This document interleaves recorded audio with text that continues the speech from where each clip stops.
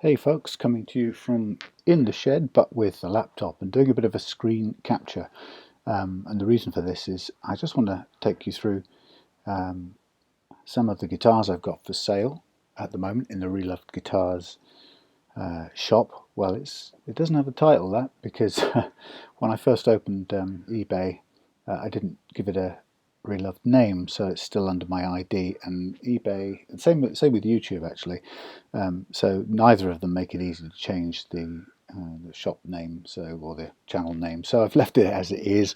But this is my Reloved Guitars sales page, if you like. Now, the reason I wanted to take you a walk through some of these guitars is a very real reason. Earlier on this month, or actually, yeah, earlier this month, I was unfortunate enough in eBay to be singled out for what they call trademark misuse or something. And once in a while, for who knows what reason, maybe somebody's reported me maliciously, or maybe somebody in an office has just kind of ploughed through a random series of sellers' IDs. But anyway, once in a while it appears that eBay picks a seller, and if they use the word Telecaster or Stratocaster or Strat style or S style or T style or even Les Paul or even Les Paul copy, anything that uses, and not even misuses, but just anything that uses what eBay decides are trademark names. For example, Stratocaster, little circle R, registered trademark. Les Paul, little circle R. Unless that guitar that you're selling is a Fender or a Gibson, then they consider, when they look up closely at it, they consider the use of your normal reference to a Les Paul copy or a Strat style guitar, even though they're generic terms. When eBay decides to look at your account, it decides, or it's already decided, that those terms are misuse of trademark unless you are selling the brand or the manufacturer's make of guitar to which those trademarks pertain. Now, you might think this is just ludicrous, because how can a listing that says this Japanese-made Avon Les Paul copy from the 1980s, how can that really be a misuse of the Les Paul trademark? Since someone like me is clearly saying that it's a copy, it's not pretending to be a Gibson, but eBay decides to avoid any grey areas. It's decided that when it looks at a seller, it will apply these rules on trademarks that it has set to protect itself from the big manufacturers, I guess. It's decided that it will apply them without any shades of grey or any common sense even. So once in a while, somebody like me gets singled out, and they look through your listings and they decide that you cannot refer, and they'll basically suspend your listings, and they'll tell you it's for trademark misuse, and they will tell you when you talk to them, you'll say, well, everyone calls it a Stratocaster style guitar or a Strat style guitar. No, you can't use it. Can I use Strat style? No. Can I use Strat copy? No. Can I use S style? No. If you do, they say, we will shut down your account, and they leave you basically dangling without the ability to refer to any name that has ever been used by a manufacturer to trademark its name. So you might think to yourself, why does it only happen to a tiny minority of people? Because it's clear that the rest of the world, and probably most of you watching this, happily go around not only listing your Les Paul copies or your Strat style guitars or your Stratocaster, your Deacon Stratocaster, your vintage JHS Trev Wilkinson Stratocaster, without any trouble at all, and you've never been bothered by eBay. And you're absolutely right. I would guess about 95% of the people advertising or selling guitars right now on eBay are using those terms in the way that all of us use them, and most of the music industry uses them as well. But like I said, eBay will select out a small number, and I think it's so that they can prove a paper trail that they can use to demonstrate, should the need arise, to someone like Gibson or Fender, that they are being seen to be policing those companies' trademarks. It's virtue signalling with a bit of a legal edge to it. And then people like me bear the brunt of it. And the reason people like me bear the brunt of it is because now, on threat of having my business strangled, or my shop or whatever, my listing shut down completely, my account shut down, I cannot use any of those generic terms. Now, if you look at the screen now, sorry, it's been a bit long and boring to start off with, but if you look at the screen now, you'll see that there's no reference to Strat or anything. The first guitar is a Stratocaster style guitar, but I clearly can't refer to it as a Stratocaster, not in the title or in the body of the text anywhere. So I haven't got a chance of being found when a user or a buyer goes and does what all buyers will do, is they'll go and have a look see what Strats are for sale, and they'll do a search on Stratocaster, just as I will if I look at my list of items that I search for. I'm searching for the generic terms. The problem is now, as you can see, I will not be found, my guitars now will not be found for any of those generic terms. So I cannot say this one here, I can't say Les Paul. I've taken the risk of saying SG here, but I'll probably get that one pulled at some point, you know, and if they look at me again, who knows, they'll probably shut down my account. But I'll claim I didn't know it was there. But the point is, it just basically means that my guitars now become invisible for all the main searches that anyone will do. And I think that's, you know, you could probably get that if that was you that this happened to, you'd be pretty miffed. And unfortunately, there is absolutely no wriggle room or leeway. eBay have no interest in discussing the issue. They just want to cover their backsides, and that's the end of the discussion. I have actually written to Gibson and asked them whether they actually care about that, whether they actually have a problem with someone in a place like eBay making reference to a guitar that is explicitly a copy and doesn't claim to be anything other than a copy of their famous Les Paul guitar, which clearly credits the Les Paul to being a Gibson, or by implication credits it to being a Gibson product, if what I'm selling is a copy. Now, as yet, they haven't responded to that. But I have a sneaky suspicion that even if Gibson came back and said, of course not, how could an online selling platform work if you couldn't refer to copies by those generic terms? Even if Gibson had a laid-back attitude, you can bet your life that even armed with a letter from Mr. Gibson, you could bet your bottom dollar that eBay wouldn't budge on it. So I don't have any hope whatsoever.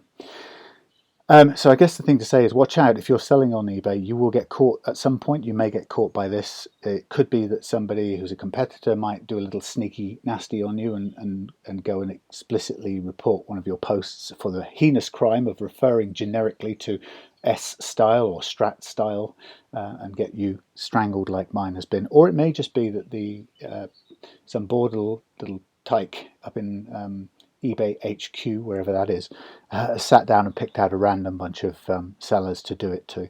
But be warned, it could happen to you. I had seen previously to this, I had seen people whose listings made kind of sidelong references with lots of asterisks being used to spell out guitars' names that they couldn't use. And at the time, I thought, my goodness, you are being really hyper cautious here, guys. You know, I kind of assumed in a layman's common sense approach that as long as you weren't trying to pass something off as a Gibson where it clearly wasn't, then what would be the problem? And of course I misread it, and what those people clearly had happened to them was this exact same thing that's now happened to me. They clearly been hauled up and threatened with the closure of their account, so they were then treading very cautiously from there on inwards. So that basically leaves me where I am. None of my guitars will appear in searches for anything unless you happen to be searching for you might be, I can obviously refer to the Aria Pro II because that's what it is. I can refer to a Spectrum, Westone Spectrum. So some of those will be found obviously for people looking for those specific guitars, but they won't be found, especially if I customize them, like a couple of these here, or several of these. They're not going to be found. I could call it an Encore, but it can't even call it an Encore Strat because that's not allowed. So this is now a guitar without a name. So I've just called it one of my Aristocats, and it's a custom pro setup guitar. But you know, what the hell? Nobody's going to find it in search. The only people who are going to find it are people who look at my listings regularly, which of course isn't that many, because who does? I don't follow too many people myself.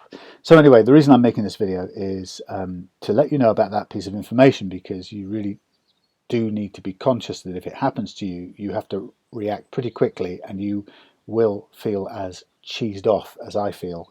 And actually what you have to do, like me, is you may find yourself having to think about alternative strategies for how you sell your guitars. Now, for me, selling guitars is probably less than 20% of what I do. So thankfully, it's not the biggest part of my business. If all you did was buy and sell guitars, eBay could kill your business in a stroke with this move, and they will not give you any leeway on it. They will not let you use those terms. You will not be found in searches, and you will find your sales suddenly drop off. Okay, so it's a serious issue that if you buy and sell, you've got to understand and be warned. And to be honest, I don't think there's any way around it other than wait to run into the, take your chances with it. But just, I guess what I'm saying is, have in the back of your mind an alternative strategy, particularly if your livelihood depends on it, because you won't get a second chance if they grab hold of you. And if you are successful, and if you have competitors who are malicious, then you can pretty much guarantee that somebody's going to try and mess up your sales if they see you as direct competition to them.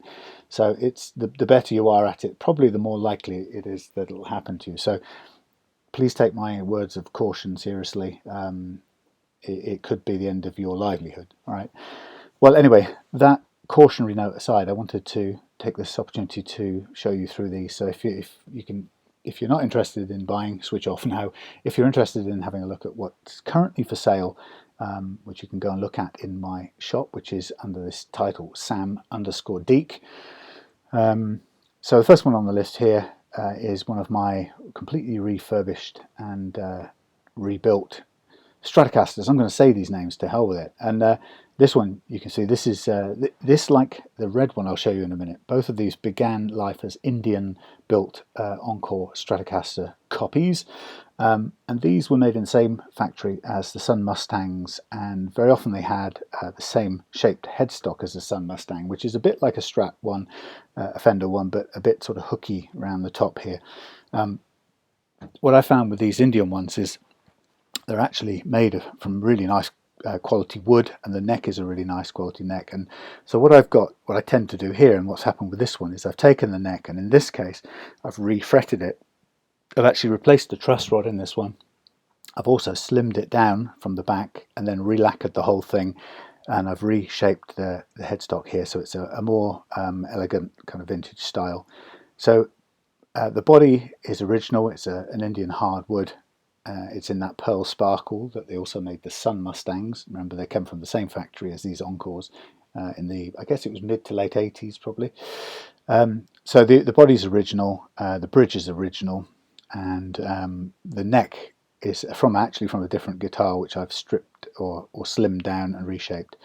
What we've got on here is 3 new Iron Gear Jailhouse 2 coil pickups, you can see, and they are really nice quality, and they're split in the combinations in the normal sort of 5-way switch. This button here, the volume button, is a coil split, so you can have various combinations of either pairs or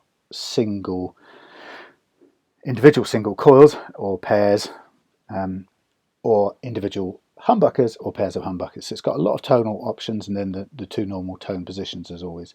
These guitars are really interesting. They're 50mm string spacing, so these bridges are the original ones, because to replace the bridges is a little bit of a faff, but it also spreads the strings too wide, and they just fit perfectly. You can see how low an action this is on here, by the way. Okay, so this has had, like I say, the pickups replaced. Inside it's been completely shielded. I've rewired it, new components throughout. All the electrics are new, the switch is new, and everything's new. I've re-radiused this neck to a 9.5 inch. Originally it was 16. The Encores and the Sun Mustangs was massive 16-inch radius, which is not very Strat-like, so I've made it much more Strat-like. You can see as well, I've put on the classic Morris and the top hat Aristocat logo, and on this one I have got some absolutely beautifully engineered Fender locking tuners, brand new. They're just absolutely amazing. I wish I could keep them for myself. If this doesn't sell, I won't be too unhappy. So what you can see here is the new jumbo frets that I've put on. This fingerboard I had to steam and chip off to replace the truss rod, and it's been properly glued and sanded back to a flush finish and then re-lacquered. So it's been through the wars, but it's working nicely, and it's a beautiful setup neck to play on now. And there you have a good shot of the Fender locking tuners, and you can see they are just beautiful brushed steel. They weigh a ton. This is the guitar from the back, standard Stratocaster style. That is just a colour in the wood there. That's a dark kind of grain in the wood. It's not a marker or not a split or anything or a blemish.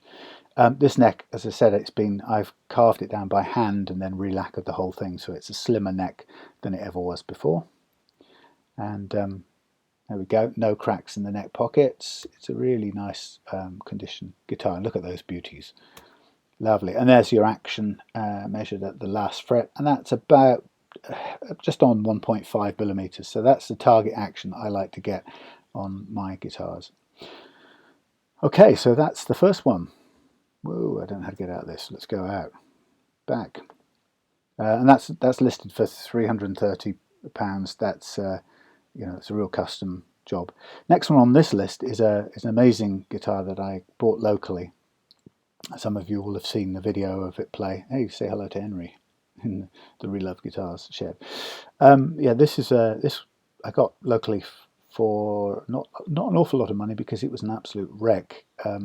It's a sort of 60s Antoria, as you can see here, and it's called Antoria Foreign, and it was made, I think it was made in Germany for export to places like Britain, so they called it Foreign because of the export side of it. Distinctive headstock there. This thing came with kind of 3-in-a-line toy tuners, and like all guitars of this age without a truss rod, the neck was massively bent and permanently bent from 50 years of string loading, and it was unplayable as a result.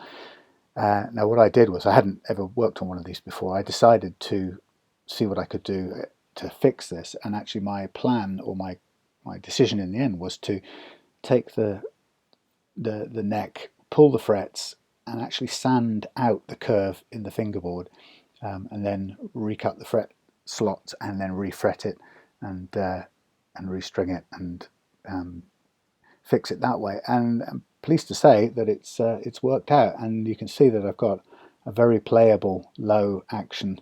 I don't know how to get any closer, but it's actually a beautiful looking thing in a natural finish. It's not a high-end guitar, but this thing is now, it has the most beautiful metallic, not like a resonator exactly, but it has a slightly more metallic sound than a modern acoustic guitar, so it's very distinctive. I had to recut the bridge to make it work, so there were a number of issues on it, but structurally it's absolutely sound, and now it's got a flat neck. It's beautiful to play, and of course all brand new frets it's quite a tight radius. It's if it isn't 7.25, I'd be surprised. Can't remember now.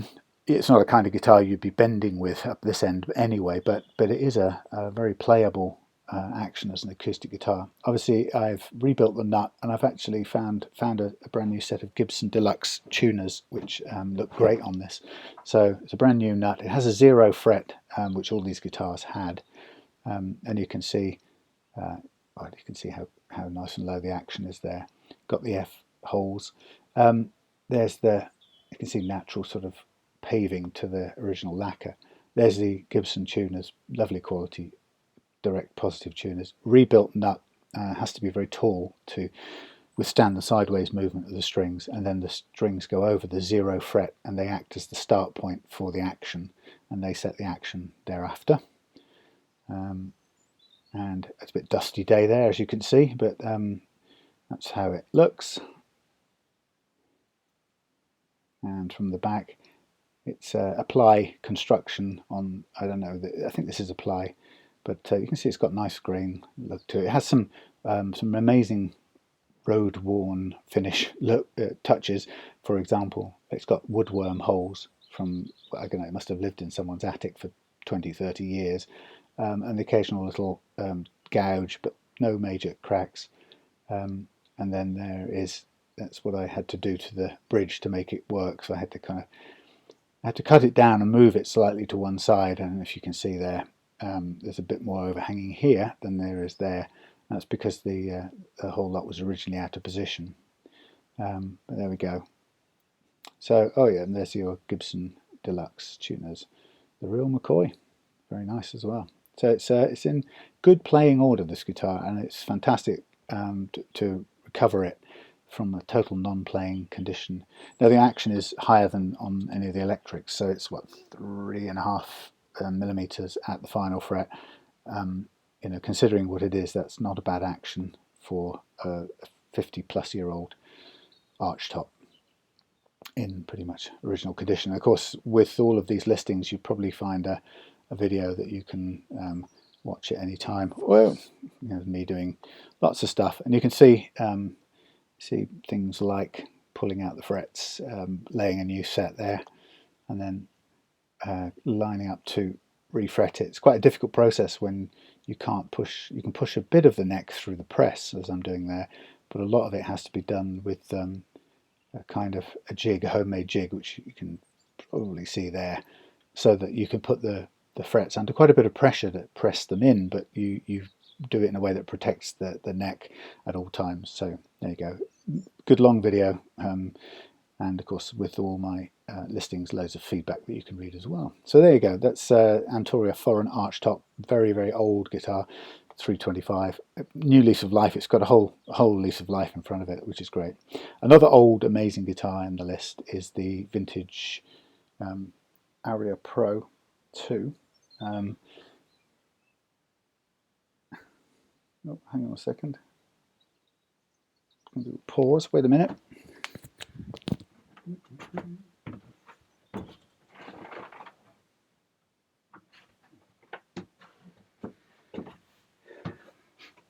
Cut. Restart. Okay, so next in the list is this Aria Pro II, made in the Matsumoto Japanese factory. In fact, these two guitars in this list here are made in the same plant, from the same kind of era, and they had a particular quality about them which a lot of people of my age and similar age really love. This Aria Pro II, the Cat, I'd never seen before, and I got it locally as well, and you can see it's a really mean looking thing, and it's quite unusual, and it's got an interesting sort of super stratish shape, but with a kind of strange humbucker mounted on top of a scratch plate, and an original tremolo neck which is locked down in this one, mainly because it wasn't. The strings went through the bridge at too steep an angle, given the intonation for this guitar, to make it as stable a tremolo as I'd like, so I ended up leaving it locked away, so it just plays as a nice stable tuning guitar. But yeah, so we have HSS configuration. We've got a coil split on this tone knob, I think it is, and volume control, and a 5-way switch. Bullet truss rod at this end, adjuster. Now this guitar neck I've refretted as well, new nut. Same original tuners because they were quite good quality. I've rewired the electrics and shielded throughout, and again there'll be a video showing that process. So you can see, oh, the other thing I did was I ironed the scratch plate flat because it developed some buckles over the years. So it's kind of mean and moody. It's not in bad physical condition. As I say, it's got a lot of life in it now because it's got new frets on it. They aren't massive jumbo; they're medium frets, so they're another 10-15 years of play easily. As you can see, the Cat, nice looking beastie. Sounds absolutely great. It plays and sounds fantastic. The tones out of those pickups, same as a lot of the Matsumoto guitars, the pickup tones are just amazing. Nice low action at both ends, not as low as some guitars. It's the older guitars like this stop at about 2mm. At this end it's about 0.3, 0.4 as usual, making it light and easy and accurate to play at that end. As I say, it's battle scarred. It has some, I think I painted that over a little bit and filled with some lacquer, but you know, it's been bashed about a bit, so it's not concourse ready. This is interesting. This pickup ring fixes through the scratch plate into the body, so it's kind of not what you would expect. A little bit different. Nice solid saddles, but you can probably, I don't know if you can see, but the angles here are really steep, and they have to be to get the correct intonation on this guitar, so it doesn't leave it ideally equipped for tremolo use, although had it been a shallower angle it would have probably worked. One of the things about this guitar is the neck is incredibly strongly fixed, and it's because of the thickness of the heel. And they call this an accurate bolt-on system here, which is quite funny. What it really means is a whopping great thick heel with massive bolts. And they have the original tuners, sealed tuners, good quality, they work really well. This guitar I think comes without, as is, without the plate on the back, but you can see a nice quality lacquered neck with a skunk stripe there. Okay, so again, actually this is 1.5, so it's a bit lower than I had imagined, but yeah, 1.5mm, there you go. Okay, so that's that one, and that's £195 with a complete refret and refurb and everything. So again, got some video here of all the work done on it, including the refret and the fret leveling, which I'm about to do in that video. Okay, next one. So we go to another Matsumoto special. This is a Westone Spectrum. This one's got a lot of history to it.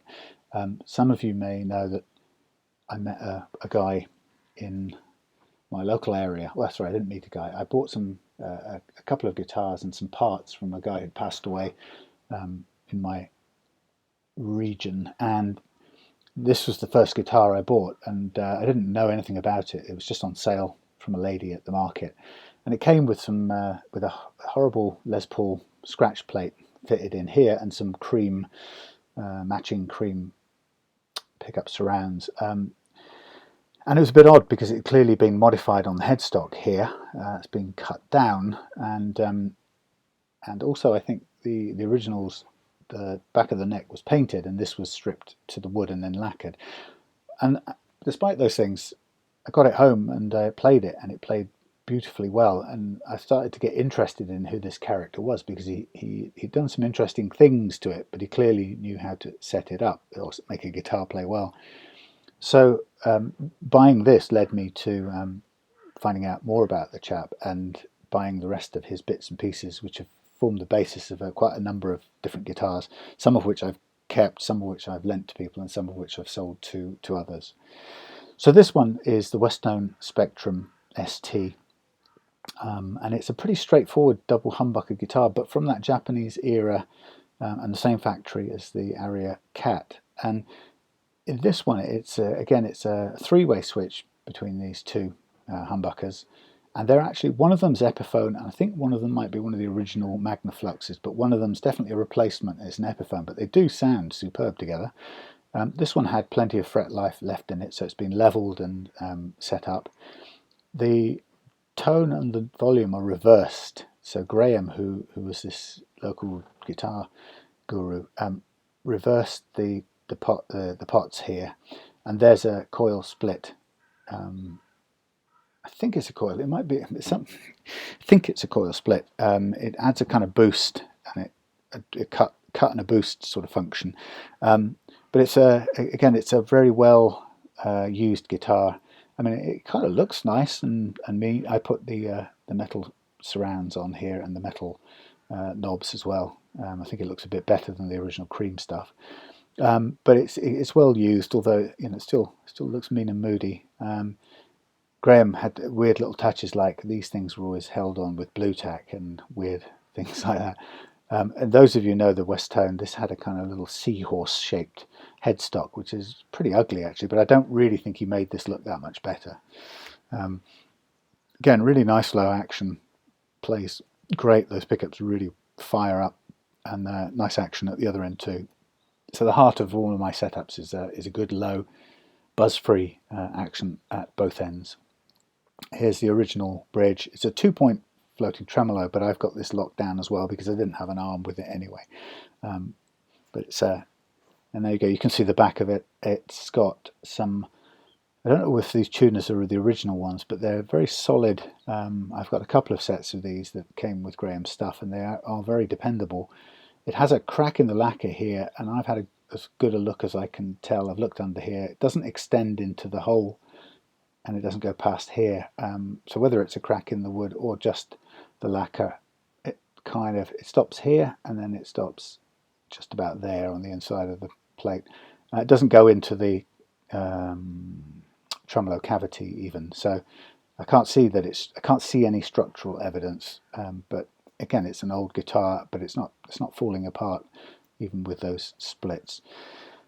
And then here we go. We've got about just over 2 millimeters action on this one at the last fret, and that's 140 because of the crack, because of the reshaped headstock, and that's a lot of guitar for the money with a complete setup, Relove guitar setup. So basically I'm selling it for the price I pay for it plus the price of my setup, and yeah, I lose on a few parts, but hey, I'd be keen for somebody to own that one because it's one of Graham's specials. Okay, so another one of my custom Indian Encores made good. Again, I've got one that I've kept. It's my basic gigging favourite. Red is also a red Encore like this, and this is really straightforward guitar, but it plays absolutely great and sounds amazing. This is fitted with the mid-range Wilkinson single coil set, and it's an Encore India body with an Indian Encore neck, the same neck that it came with, which happened to be a slimmer neck. So I've reshaped it again at this headstock end. Haven't slimmed down the body because it was perfect as it is. I fitted replacement tuners to it, which were a set that I got from the Graham collection of bits. I've put some vintage knobs on it. I've rewired it throughout. It came with CTS pots and an Oak Grigsby switch, so it's got really good quality components on the inside, and it sets up absolutely beautifully. And you can see it's just dead simple, late 1970s looking. This is my kind of Mark Knopfler standard Stratocaster, and it's weighty. It's not as thick as the Sun Mustangs, so therefore not quite as heavy as those, but it's a beautiful straightforward guitar. And I've got one that has the same body as this, but has a fine maple neck, very slender maple neck that I inherited from the late Graham, and so I used an Encore body exactly the same, and I fitted similar single coils to mine, so it looks almost identical apart from the maple neck, and it's just they are such great guitars to play. You can see classic looks. Look at that for a beautiful low action precision setup, and barely above the first fret down at that end, beautifully set up. The other thing I should mention about all of my guitars is they are exhaustively tweaked until they stay absolutely in tune, and it's a combination of getting all the slack out the strings, a good stringing method, and taking care that the nut slots are always perfectly free running, which is something I spend a lot of time and effort doing, as you'll see on the various videos. And there we go, old Mr. Morris grinning away at this end to keep you company.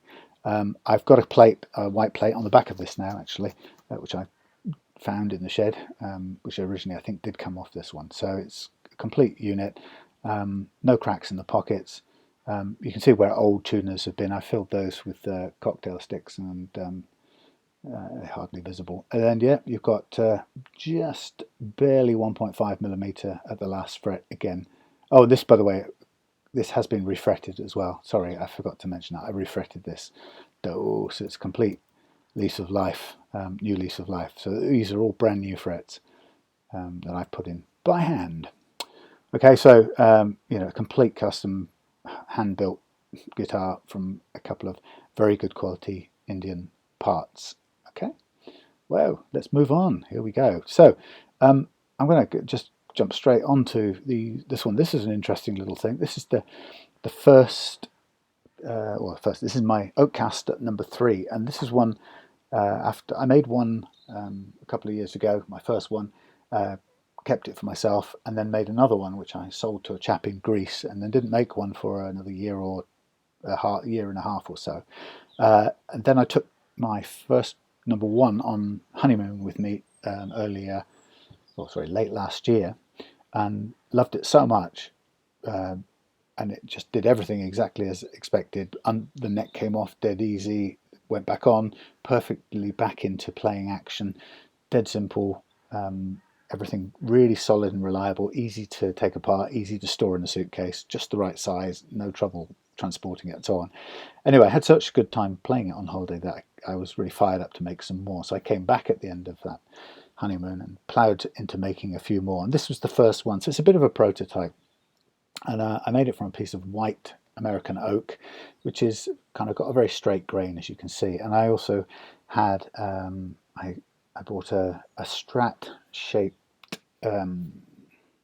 maple neck, a Chinese built neck, which I used for this guitar. It's got I think what's this got? This has got an iron gear rolling mill single coil. Sorry, let's get this right. It's got an iron gear rolling mill humbucker and a volume and a tone control and a single wraparound one-piece bridge, and it's got Wilkinson mini tuners on the other end. Like all of my travel guitars, this is designed to be taken away and dismantled, put in a suitcase and reassembled at the other end. So it's designed to be as simple as possible, but to provide the experience of playing a real guitar. And it, like quite a few of them, it has a copper plate here because I think it looks nicer than a factory-made plastic one. This guitar has a very, very sweet tone and a very low playing action, very easy to play it, and it's held together by 4, I think these are M6 bolts, so it's pretty strong neck fixing, as you can see, and it's got cutaway and curves. So I had some dye stain on the neck, and it sort of bleached out a bit there, so it's not perfect. But as you can see, the action, all the things that I pay attention to on my guitars are all here. The well-made, the well-cut nut slots, and the really ideal first-fret action. So it gives a really great playing experience. Perfectly intonated and just really simple to use. The headstock on this was a little bit of a oddity. I ended up, well, I didn't really plan it, and it sort of organically happened.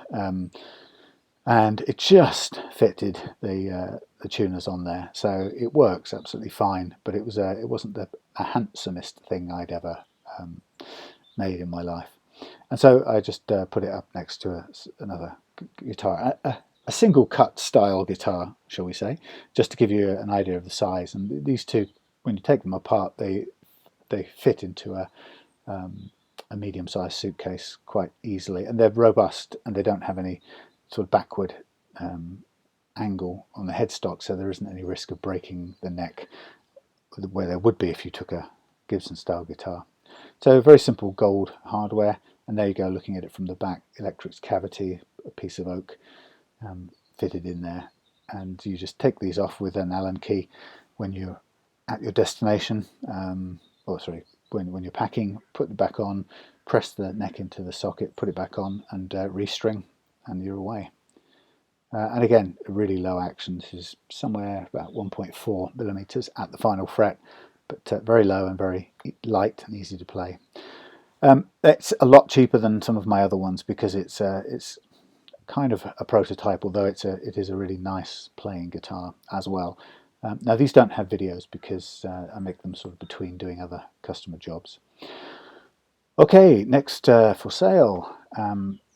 This is another Aristocat. So the Aristocats are these refurbished old beasties. Now, a lot of you will recognise these plywood horror guitars from the 1970s, early 80s. You remember that when we had them, they were just truly awful. They were, still are, plywood, and most of them were equipped with pretend humbuckers. So there were single coils in what looked like a fag tin, a tobacco tin, This one began life as a Hondo II guitar, where I went ahead and refretted the neck, did out the electrics cavity and started getting it ready about a year ago or something, and then discovered, after having spent a load of time refretting the neck, discovered that the truss rod didn't work, so it was a bit of a waste of time. So it went on the bonfire, and I just left it hanging up waiting for another neck. And actually this one came up in Graham's spares, the late Graham's spares, and it fitted absolutely perfectly. So what we've got here is we've got the original body, which I've rewired, and I have done out in copper tape throughout as shielding. What we've got here is the original stop bar, but we've got a new bridge. Now that new bridge then spreads the original 50mm spacing to 52, which brings it to the correct size for these modern pickups. And these are Rally pickups, which I bought from somebody last year as well. And Rally pickups are superb quality humbuckers that come out of the Rally GL Les Paul copy series, and I bought these on their own actually, but I've used these a couple of times in this kind of guitar because they're so good. Speed dials, standard stuff, and this neck is, whereas the body is a Hondo II, the neck is in fact a Hohner Arbor, but a perfect fit. But I like the simplicity of the dot inlays instead of the usual trapezoid things. So you can see it's a very classy looking old girl with binding all the way around. Custom nut, obviously, new Wilkinson kidney tuners. Those are 19:1 ratio tuners, which I really like. Very low first fret action, you can see there. And then the Hohner Arbor series headstock, again quite simple and classy, but it's got the old smiling Morris in white attached there as well. And you can see the roller bridge, just making things a little bit more stable. Absolutely awesome sound on this guitar. I've just done another one similar to this for my good friend Malcolm, and he's over the moon with it. Similar. It was an Avon.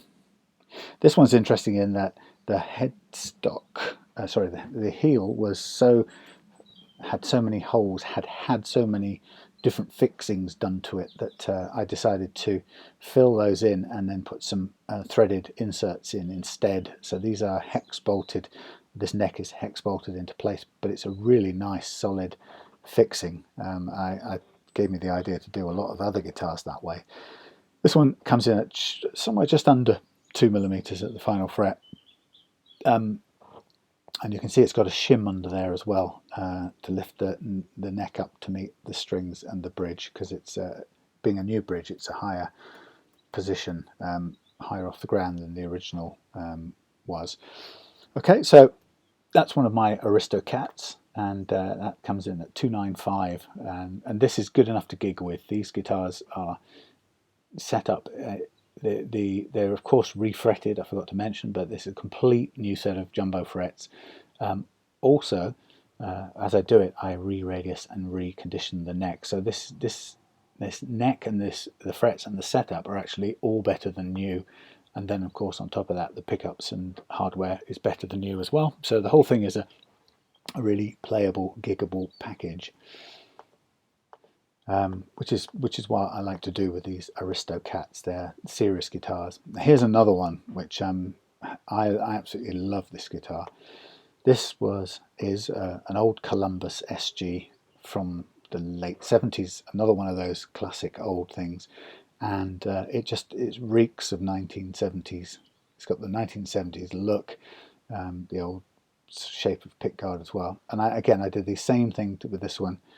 Took this old laminate body, battle scarred, haven't tried to do anything to it, just took it all apart, cleaned it up, fixed any cracks or glued cracks, took the neck off, totally radiused it, refretted it with jumbo frets, and these are, well, there's new bridge, original stop bar, and a set of Vanson P90 pickups in here, which make this guitar just a really melodic, sweet rock and roll guitar. One of these posts were, I think it was stuck in place. There was no way it was going to come out, so I had to improvise. I couldn't replace the bridge posts because one of them, as I say, was fixed, and I didn't want to break the the wood. These old guitars were never meant to be taken apart. So what I did was I used some metal putty stuff to create like a washer, I suppose, or a bush inside of here. So it just works like a normal bridge, but it's just this bit here is made from this metal putty, and of course it just sits, just helps to guide the bridge and keep it in position. So headstock, new logo with Morris. I think it kind of fits with the Columbus and with the new tuners perfectly well. And then you can see new frets here, and just a super low action at both ends. I mean, really low. Originally there was a lot of lacquer cracking and some cracking on the laminate sheets, which I took apart and checked out and glued as much as possible. And it's stable, but it looks road worn, and it never tried to be anything else. So we've got Wilkinson Deluxe pickups on there, and you can see that really low first fret action. That makes it just absolutely light as a feather to play, and it's barely above a millimetre at the last fret, which is completely mad. But that's what you get with SGs. They're the easiest guitars. Now, I kind of put a fairly higher price on that one because it just is such a special guitar, this one. It's quite unique. There's some video of me doing that one.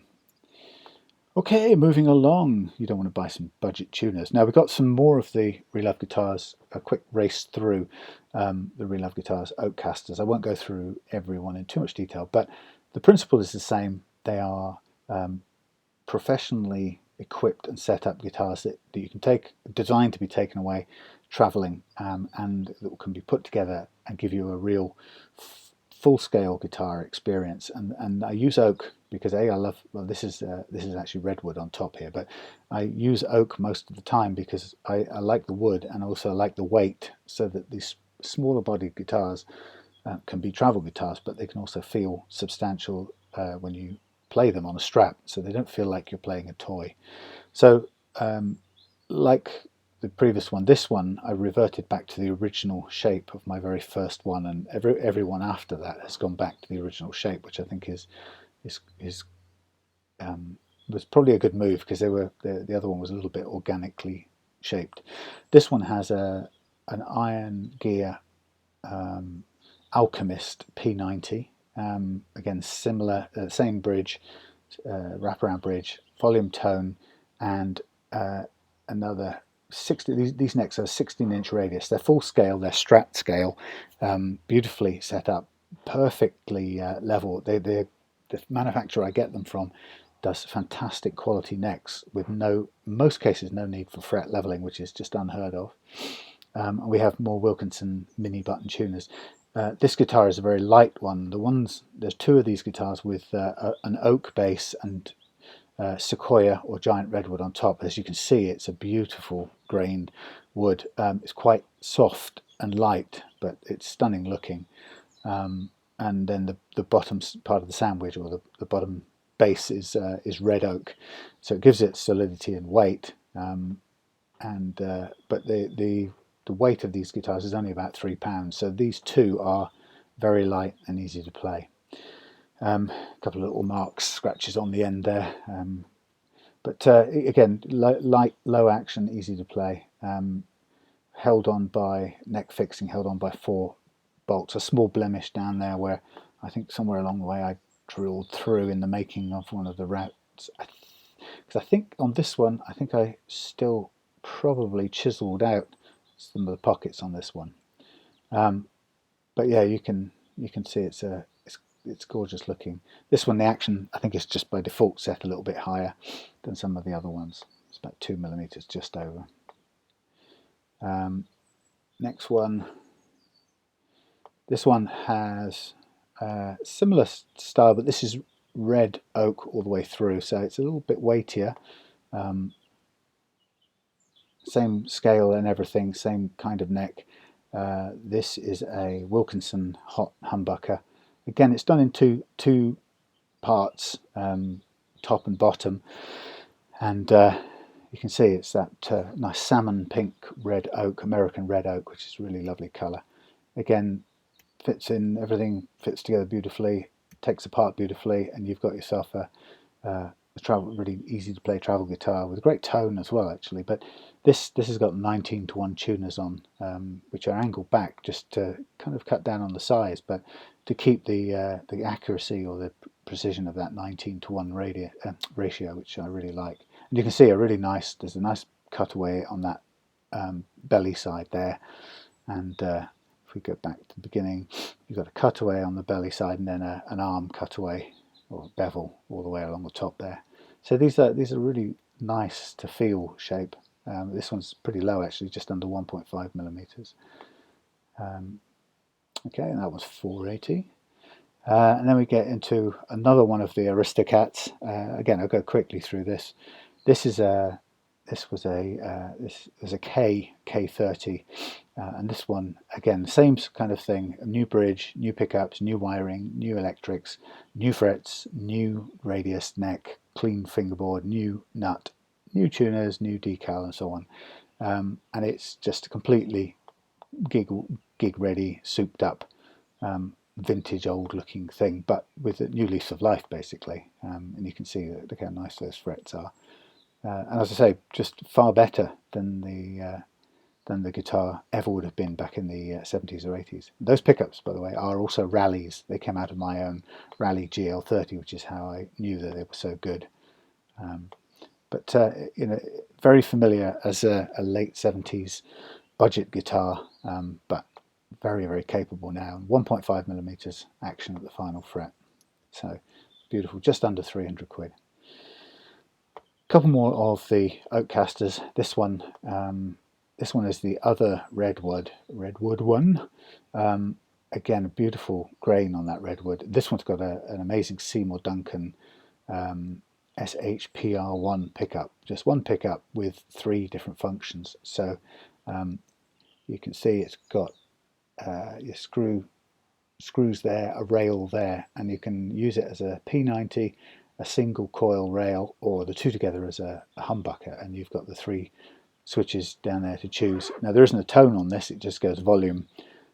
So you've got rail, humbucker, or P90 and volume, and then again one of the familiar wraparound bridge, one of the nice necks that I like and that are so accurate from China. Again, red oak sandwich or layer on the bottom, beautifully fitting neck, so this thing goes back into place really, really easily. All the rest set up as before, really low action, easy to put together, 4 bolts, and Wilkinson mini tuners. Mini tuners again, just to reduce the weight because the body's lighter, and you can see the nice grain of the red oak here, but also the nice cutaways. Yeah, the mini tuners because the body with the giant redwood is lighter, and therefore it would be offset or upset by the 19:1 tuners. And there we go, 1.5 just over at the last fret again. So that's that one. That's 540. The quality of that pickup though is quite amazing. This one is really interesting. This is a twin Warman humbucker or mini humbucker one, and these things are just blinding. They're not that expensive to buy, so I decided to do a double mini humbuckers. I put the price down on this recently because I was intending to replace these with flat-bottomed mini humbucker pickup rings. I just cannot find them anywhere, so it's going to have to stay the slightly curved cream ones, which look a bit not ideal to me. But anyway, what we've got here is same principle, travel guitar, full rock and roll power. This absolutely pumps out tone. It's a great overdriven sounding guitar. It's got mini tuners at this end, and it's got 2 volumes and a tone and a 3-way toggle switch here, and you can see it's quite a powerful little rocket. You get a nice good look at the sort of curves on it there. Again, really nicely set up, plays superbly. I've rehearsed with this a couple of times, and it's perfectly capable. Oh, sorry, originally in the first picture, I think these were mini humbuckers, mini tuners, and I binned them. I didn't like them, and I replaced them with locking tuners, which are heavier, but that's okay because the body is also solid oak. Nice low action, and there we go. Simple. Again, 4 screws holding it on. Action on this one, 2mm higher than some of them, 495. And I've got a couple more. Or is that all of them? That might be all of them. Hey, I've got all 15 on one page. Well, there you go. All right, 13 guitars, 2 sets of crappy tuners. Okay, so that's it for now. Sorry it's taken so long. I just wanted to take a chance to take you through some of the things I had for sale currently. Next, going up, I've got a Flying V, or I should say a Carina V, an Epiphone Carina V, and I've also got a Telecaster, which is a really nice hybrid Indian Encore full thickness body with a completely reshaped and re-slimmed down neck that I've done myself and set up. So quite a nice thing with some pretty nice quality Wilkinson pickups in it too. But that's all for now. Just thanks for watching. If you did, if there's anything here that you're interested in, you can either go through to my eBay shop, or if you know my stuff and you are comfortable contacting me through Facebook, I'm much happier doing invoice sales, so we can do away with eBay and PayPal fees wherever possible. So they haven't done me any favours this month, eBay. So yeah, if you know my work and you're confident with Real Love Guitars as an operation, then come through and we can do a deal via the Facebook page. Okay, thanks for your time, and see you again on another workshop video very soon.